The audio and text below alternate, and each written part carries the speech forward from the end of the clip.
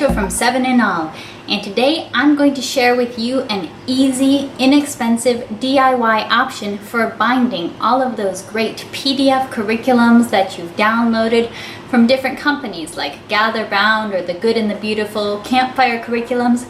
You have so many choices for PDF curriculum today, and you also have a lot of choices for binding. But the system that our family uses the most often is one that I actually haven't seen any videos about, so I wanted to share it with you. For this, all you're going to need is a heavy-duty stapler and the homeschool mom's secret weapon, duct tape. And don't worry, I will link to both of those below. Let me show you how it works. Okay, so I'm going to be binding the Transportation Teacher's Guide today. And like I said, all we're going to be using is a heavy-duty stapler here. You can see on ours, it tells you right here which size of staples to use for about how many sheets of paper you'll be stapling. So I have two sizes of staples here, 2313 and 2310, and I'm using the 2310 because I have around about 75 sheets of paper to staple. Then we're going to be covering up the edge of the binding with duct tape. I do recommend choosing duct tape in a cute color because the gray silver duct tape is maybe not the prettiest look, but I do like this mint duct tape a lot.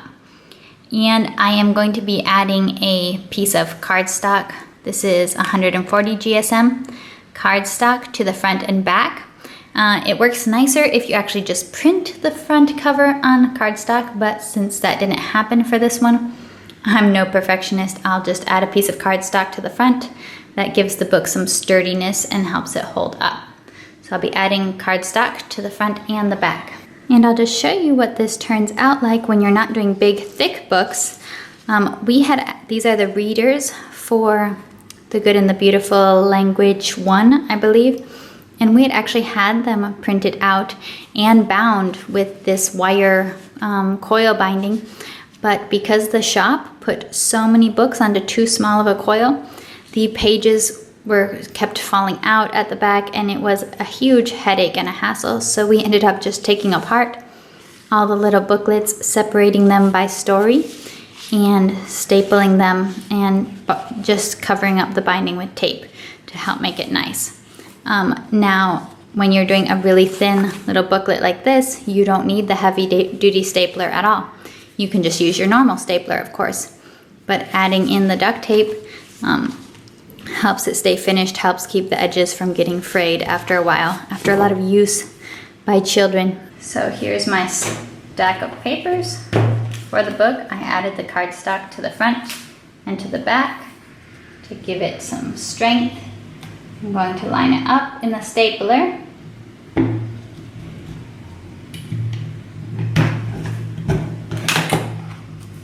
Then we can see that. And we're just probably at the borderline of how many pages can be used for this staple. And I'll go ahead and I'll put 4 staples in.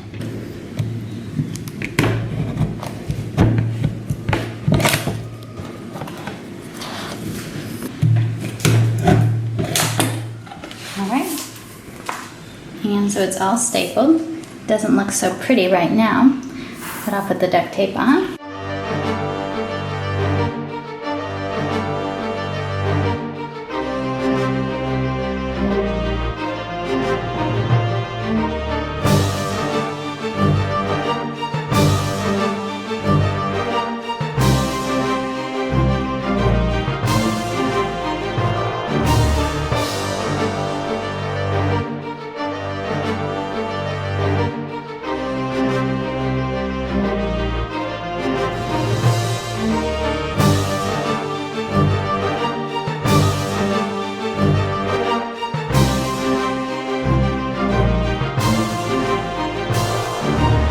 So you can see this is the final result. I still need to write transportation on the cover, but that's it. And this will be a great way, the teacher's guide I can read every time we are diving into our lessons.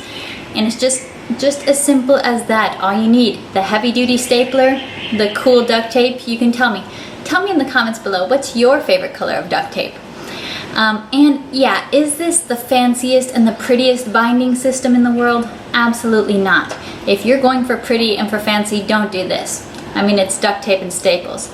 But if you're like me and you're just trying to quickly and efficiently, cost effectively put together booklets for your kids to be able to write in, you could go ahead and use this. I mean, you're giving books to kids. It's not like they're gonna stay pristine and perfect. I don't really need to be having the most highest quality binding for my kids anyways.